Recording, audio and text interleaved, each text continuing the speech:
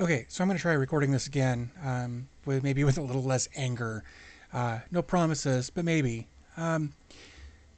Last week I recorded a video called "The Thing About Installing Windows 10 on a Chromebook," and I was hoping that maybe by recording that I could point people to that video and have them answer some of their own questions, because that video was just kind of an FAQ about repeat issues that I've had questions about with regards to installing Windows 10 on a Chromebook.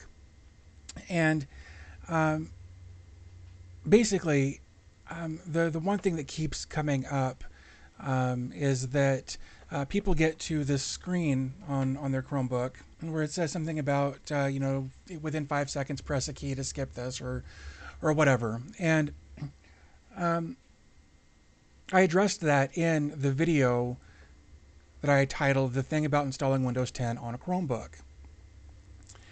So now I'm going to make a dedicated video, the one you're watching right now, on how to fix that. What you need to do is go watch the video that I made where it explains how to download older versions of Windows 10. And I'll link that in the description so that you don't have to go looking for it. It'll be right down there in the description.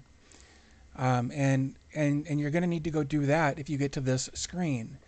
Because if you get to this screen and your Windows 10 USB isn't booting, it's because there's a problem with your Windows 10 USB.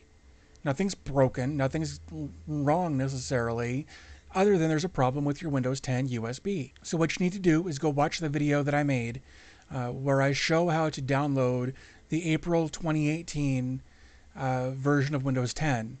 You're going to need Microsoft Edge, an internet connection, and a program like Win32 Disk Imager or Etcher or Rufus or whatever your preferred USB tool is. You need to download version 1803, and then you need to write that to the USB, plug that into your Chromebook, and reboot. And then, if your USB is created correctly, without any issues, you'll start with the Windows 10 install. But chances are your Chromebook only has 16 gigs of hard drive space. Windows 10 32-bit requires a minimum of 16 gigs of hard drive space. The 64-bit version requires a minimum of 32 gigs of hard drive space. You can install either one you want. It will install, but it will leave you with no hard drive space to even run updates, let alone install anything.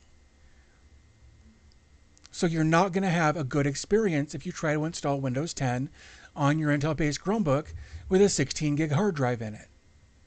So do your research about system requirements and that sort of thing before you even attempt this. If you've got questions that are relevant that haven't been answered in this video, or in my video titled "The Thing About Installing Windows 10 on a Chromebook," go ahead and leave those down below.